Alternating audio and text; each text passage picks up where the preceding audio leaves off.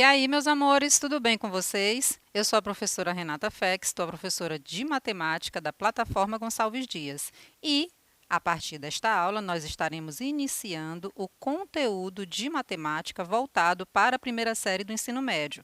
Lembra, o nosso projeto é Fique em Casa Estudando. Então, para os alunos da primeira série, claro, não somente os da primeira série. Se você está se preparando para o Enem, esse conteúdo é muito específico, tem um assunto que geralmente vai ser associado, então você precisa ter essas noções, assim como, né, para qualquer faixa etária que esteja precisando aprender sobre esse conteúdo, então fica à vontade, tá aí, vai ficar disponível para você no nosso canal oficial lá do YouTube, Plataforma Gonçalves Dias. Lá você vai ter acesso a todo o conteúdo de matemática, não só de matemática, todas as disciplinas do ensino médio, tá bom? Vão estar lá disponíveis para todas as séries, você pode assistir quantas vezes você quiser. Como eu disse para você, na aula de hoje, nós iniciaremos o estudo relativo à teoria dos conjuntos. E, para este momento, nós estaremos falando, né, de conjunto, de elemento, de pertinência e temos alguns tópicos. No caso, nós abordaremos sobre noções primitivas, de conjunto, de elemento e de pertinência. Nós falaremos também a respeito da descrição de um conjunto, então, como esse conjunto pode ser descrito, tá? E essa descrição, aqui nós veremos de duas formas. A primeira delas é a chamada descrição pela citação dos elementos, e a segunda delas é a chamada descrição por uma propriedade. Como eu já te falei, nós estamos iniciando o conteúdo da primeira série do ensino médio, mas não especificamente para a primeira série, vai ficar disponível para você e você pode, né, ter acesso de qualquer dispositivo, a qualquer tempo, a qualquer momento, de qualquer lugar, tá bom? Vamos começar então? Olha só. Vamos começar falando justamente das chamadas noções primitivas, relativas a conjunto, elemento e pertinência. O que são noções primitivas? Para início de conversa, dentro do estudo da teoria de conjuntos, existem três ideias, três noções que são aceitas sem precisar de definição. Isso é o que nós chamamos de noções primitivas. Já que elas não precisam de definição, você vai até encontrar em outro material por aí associações, tá? E quais são essas ideias, essas noções que são aceitas sem definição? É a ideia de conjunto, é a ideia de elemento e também a relação de pertinência entre um elemento e um conjunto. Espera aí, Renata. Tu está dizendo para mim que é aceito sem definição. Então, como é que eu vou aprender, como é que eu vou associar esses três termos, essas três ideias, a ideia de conjunto, a ideia de elemento e essa ideia de pertinência entre elemento e conjunto? Calma, nós vamos aqui, né, apresentar todo esse conjunto, toda essa ideia, tá, para você começar a fazer as suas associações. Então, vamos começar, tá bom? Vamos ver cada uma delas, tanto conjunto quanto elemento, justamente a chamada pertinência entre elemento e conjunto. Vamos lá. Bom, em matemática, a noção é praticamente a mesma que nós temos na linguagem usual. Então, quando nós falamos de conjunto, quais as ideias, quais as palavrinhas que você pode fazer associação? Você pode associar com agrupamento, você pode associar com classe, você pode associar também com coleção e também pode ser associado com a palavrinha sistema. Bom, em outras palavras, quando a gente fala de conjunto, eu estou reunindo algumas coisas que têm algo em comum, tá? E aqui eu já vou apresentar alguns exemplos para você já estar começando a perceber que essa ideia de conjunto, muito embora não tenha uma definição formal, justamente por ser uma noção primitiva, não é algo que você diga assim, ai meu Deus, se não tem definição eu não vou conseguir entender. Claro que vai. Associa para você qualquer uma dessas palavras. Aqui for mais simples para você, tá? Olha esse primeiro exemplo aqui. Conjunto das vogais.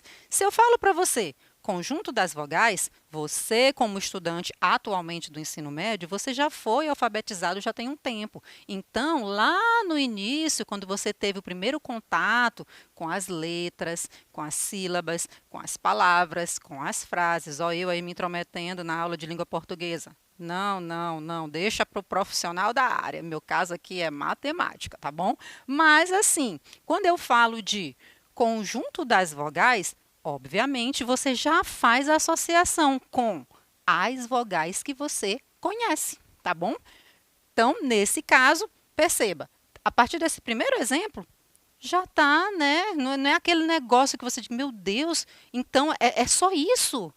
Gente, é só isso. É essa ideia de agrupamento, eu gosto muito dessa palavra, quando eu faço essa relação com a palavra conjunto, porque é justamente isso, é um agrupamento, é uma reunião de elementos que têm uma característica em comum.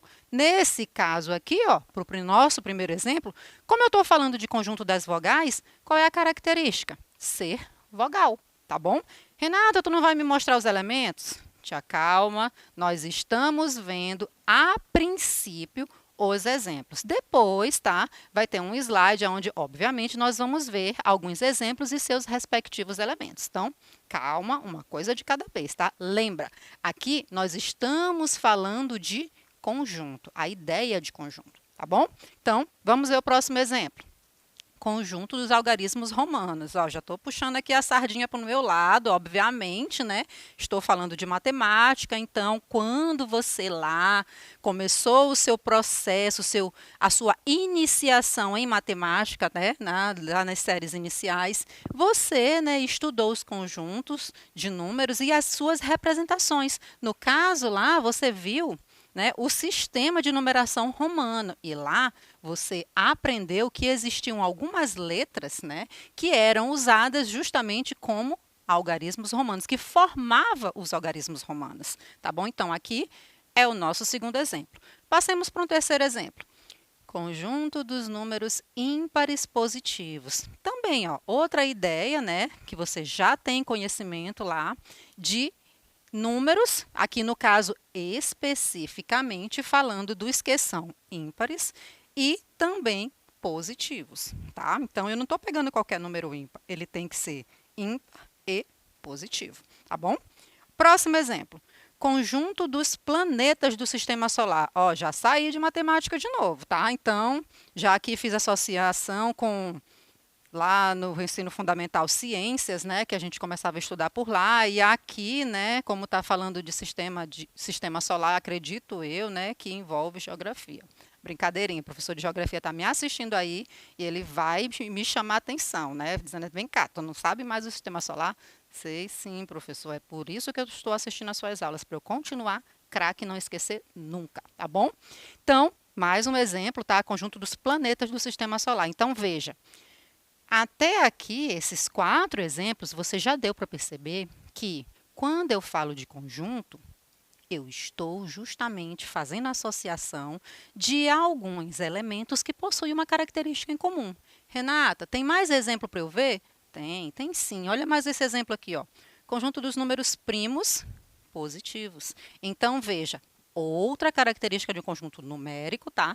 Aonde, né, além de ser positivo, ele tem que ser primo. Ou, além de ser primo, ele tem que ser positivo. Então, veja, aqui você já está percebendo que eu estou sempre dando destaque à reunião, ao agrupamento. Eu gosto muito dessa palavrinha, então tenha em mente, né, uma dessas palavras sempre para você estar fazendo associação, porque isso vai facilitar na tua compreensão, tá bom? Então, faça sempre associação. Eu gosto muito de usar reunião, agrupamento, justamente porque me dá a ideia de conjunto, me faz lembrar o que é conjunto. Então, adote uma dessas palavrinhas para você. Vai facilitar muito no teu estudo, tá bom? Temos mais um exemplo, conjunto dos naipes das cartas de um baralho. Então, veja, quando a gente fala de conjunto, eu não estou trabalhando com uma definição que é exclusiva para a matemática. Você viu aqui exemplos, né, que a gente faz uso, né, de elementos que são, né, empregados em outras áreas, até mesmo para além da educação, né, onde, ó, Estou falando de cartas de baralho, então eu estou falando de jogo. Ah, Renata, mas esse jogo ele pode ser usado dentro da tua área, que é matemática. Sim, pode, mas o que eu estou querendo te mostrar é justamente para que você perceba que o conjunto, essa ideia, você vive com isso, tá? Tá no teu contexto de dia a dia. Se você é colecionador, você está fazendo agrupamentos, você trabalha com um conjunto, de acordo com a sua coleção. Ah, pode ser de caneta, pode ser de diorama, pode ser. Ah, enfim, tem uma série de possibilidades, né? Tem gente que gosta de mangá, então faz coleção de mangá. Tem gente que adora desenhar, então tem coleções de desenhos belíssimos com um estilo característico. Então, gente, tem uma infinidade de opções aonde você consegue enxergar no teu dia a dia a ideia de conjunto. Vamos adiante. Tem mais esse exemplo aqui, conjunto dos nomes dos meses de 31 dias. Então, você sabe, né, dos meses do ano, tem meses que tem 30 dias, tem meses que tem 31 dias e tem um mês que, de tempos em tempos, tem 28 ou 29 dias. Então, aqui, para este exemplo, eu estou trabalhando exclusivamente com os meses que possuem 31 dias, tá bom? Então, o que eu quero que você perceba aqui depois dessa ideia de conjunto que a gente já está trabalhando? Todas as vezes que eu olho para os elementos que estão naquele conjunto, cada membro, cada objeto, cada, vamos dizer assim, são essas duas palavras mesmo as mais características. Cada membro, cada objeto que faz parte do conjunto, isso é chamado de elemento. Então, gente, aqui já é a segunda ideia que está sendo passada para você. Veja, a gente viu inicialmente, né, que tanto conjunto, quanto elemento, quanto pertinência não tem uma definição, é uma noção primitiva. Por isso eu preciso estar, né, fazendo relações. Para conjunto, agrupamento. Para elemento, membro, objeto, ou usa a própria palavra mesmo, elemento. Ela por si só, quando você faz associação com conjunto, já está subentendido, né? Então, agora sim, né? Nós vamos ver com base nos elementos que nós, nos exercícios, né? Elemento, exercício não. Nos exemplos que acabamos de mostrar para você, justamente vamos visualizar agora esses elementos. Lembra o primeiro conjunto? Duvido. Vou te falar, mas está aqui escritinho, tá? É o conjunto das vogais. Então, quais são as vogais que você aprendeu? A, E, I, O, U. Pronto. Esse conjunto das vogais, ele é composto por 5 elementos. E aqui, ó, todos eles colocados aqui. E Renata, peraí, agora tu já me deixou assim meio na dúvida. Esse conjunto, ele possui uma quantidade pequena de elementos. E quando for grande? Calma, a gente vai ver justamente a escrita desse tipo de conjunto, tá bom? Então, não te afoba, como a gente costuma dizer, tá? Letra B, conjunto dos algarismos romanos. Então, quais são as letras do nosso alfabeto que são utilizadas, né, para representação de um número em romano? I, V, X, L, C, D e M. Então, veja, mais outro conjunto onde eu consigo enxergar todos os elementos que fazem parte dele. Olha o próximo. Nós vimos também o conjunto dos números ímpares positivos. Bom, aqui é justamente aquela perguntinha que talvez você tenha se feito. Olha, esse conjunto aqui é infinito. E agora? Bom, eu vou representar alguns dos elementos, até para que eu consiga enxergar essa característica, tá? E lá no finalzinho eu boto reticências. Então, veja, conjunto dos números ímpares positivos, aqui nós colocamos alguns elementos que fazem parte desse conjunto. O 1, o 3, o 5, o 7, o 9, o 11 e assim sucessivamente, tá? Por isso a presença das reticências. Continuando aí, na letra D, nós acabamos de ver esse conjunto, tá? Conjunto dos planetas do Sistema Solar. Então, veja, como não são só esses, tá? Apesar de ter uma quantidade finita, nós não quisemos colocar todos os nomes dos planetas. Então, colocamos alguns, tá? E também colocamos as reticências. Renata, mas se é um conjunto que é finito, por que tu não colocou o último? Justamente porque aqui a gente não estabeleceu uma ordem. Eu não disse que era, por exemplo, para escrever em ordem alfabética. Então, como é que eu vou dizer quem é o último?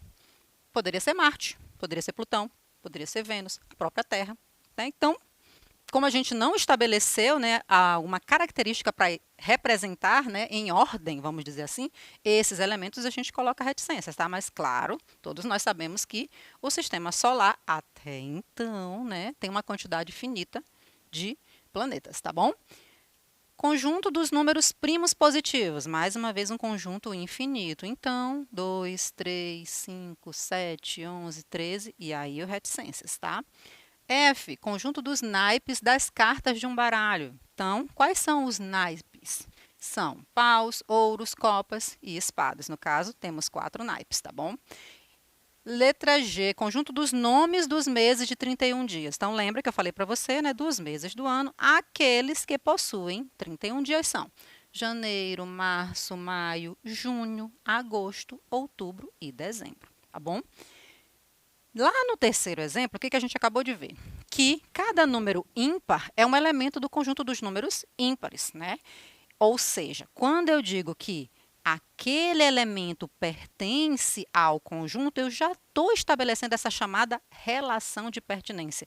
Então, é justamente dizer quando pertence ou quando não pertence. Então, veja, aqui, mais outra ideia que não tem uma definição formal, mas é perceptível, né? Olha só, o número 5, ele pertence ao conjunto dos números ímpares, entretanto, o número 2 não pertence. E como é que eu represento isso? Bom, para início de conversa, né, a gente precisa deixar bem claro essa parte aqui. Ó. Um elemento de um conjunto ele pode ser uma letra, um número, um nome e assim sucessivamente. Tá? É importante destacar que um conjunto pode ser um elemento de outro conjunto.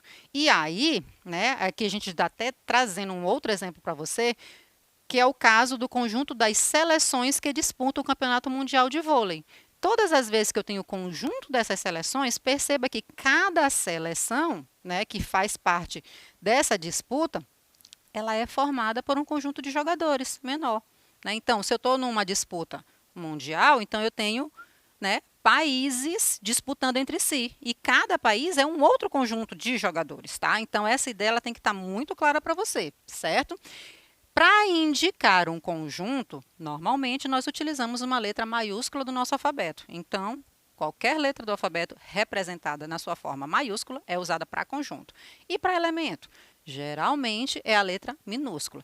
Há casos, como você acabou de ver, né, que quando é um número ou quando é uma palavra, aí né, a gente faz adaptação. Mas aqui é para efeito de representação, tá? Então, se eu chamo de A um conjunto e eu chamo de X um elemento, para eu indicar que X pertence ao conjunto A, eu vou colocar essa representação aqui. Ó. Perceba que esse E parece, né, com o E do nosso alfabeto, ele quer parecer, mas é uma letra grega, tá? Então, para eu representar que pertence, eu boto X, o E, esse Ezinho diferente de pertence, A. E se ele não pertencer? Eu vou cortar aquele mesmo Ezinho. Renata, mas eu já vi que tem esse Ezinho invertido. Isso aí é para outra representação que a gente vai ver mais lá na frente, tá bom? Não se preocupa. Até então, a representação que nós temos é esta, tá bom? Para descrever um conjunto, nós temos duas formas, tá? Para que nós possamos descrever um conjunto e os elementos. Qual é a primeira delas? Por enumeração, ou por citação, ou por escrita mesmo, né? Dos elementos do conjunto. E a outra delas é justamente por explicitar uma característica, uma propriedade dos elementos que fazem parte desse conjunto. Então, nós vamos ver as duas, tá bom? Como eu disse para você, por descrição pela citação dos elementos. Então, quando um conjunto é dado pela enumeração de seus elementos, nós podemos indicá-lo escrevendo os elementos entre chaves. Então, veja, aqui no primeiro exemplo, conjunto das vogais, agora sim, estou colocando formalmente, né, com a representação de conjunto entre chaves e separados por vírgula, obviamente, tá? Aqui, ó, dos algarismos romanos, dos meses de 31 dias. Então, todos esses exemplos aqui nós já vimos, tá? Somente estamos apresentando, né, da forma formal de conjuntos, tá? Essa representação ela é utilizada quando o conjunto ele é infinito, tá? A gente pode, né, fazer uso dessa mesma representação e não esquecendo de colocar as reticências, como nesse exemplo aqui, ó, que a gente também já viu, tá? Dos ímpares positivos. Eu continuo entre chaves com vírgulas, tá? Ó, ímpares positivos, primos positivos, múltiplos inteiros de 3, certo? E nós também podemos representar, no caso, né, quando a representação é extensa, mas o conjunto é finito. Por exemplo, os inteiros entre 0 e 500. Eu coloco alguns, tá? E coloco o último, certo? Aqui outro exemplo. Por fim, né, vamos finalizar. Quando queremos descrever um conjunto A por meio de uma propriedade característica dos seus elementos, nós justamente explicitamos essa propriedade. No caso, ó, conjunto A tem o elemento X, tal que X tem a propriedade P. Aqui um exemplo para a gente finalizar, tá? X é o estado da região sul. Então, quais são os estados? Paraná, Santa Catarina e Rio Grande do Sul. Bom, espero que você tenha compreendido, tá? Não é nada muito difícil. Fique com Deus e até a próxima aula. Beijão, tchau, tchau!